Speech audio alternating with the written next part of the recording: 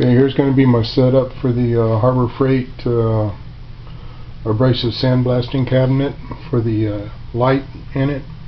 It's going to be LEDs, 6 of them.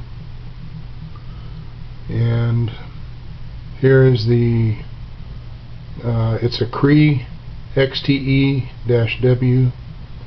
It's a 6-pack that you can order from ledsupply.com. Here's the rail. It's going to be used like a heat sink, and they fit right on it. I'll just bolt them in place with the heat dissipation paste, and then a 1-inch clear tube, 1-inch diameter outside, and the wire to wire them all in series.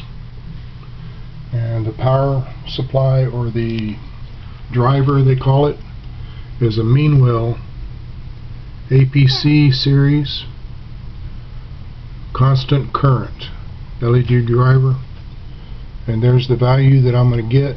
It's a 25 watt and 700 milliamps to drive 6 LEDs,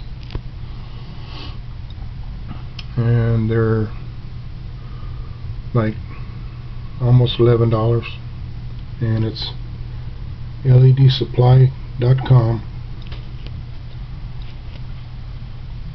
So there's everything in the package that I'm going to use to put these inside the cabinet, probably just below the glass above the gloves.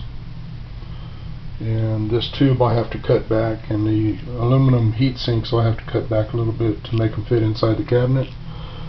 But I'll space these out through the cabinet to where I get enough light all the way around what I'm sandblasting, from left to right. I think 6 will be plenty bright.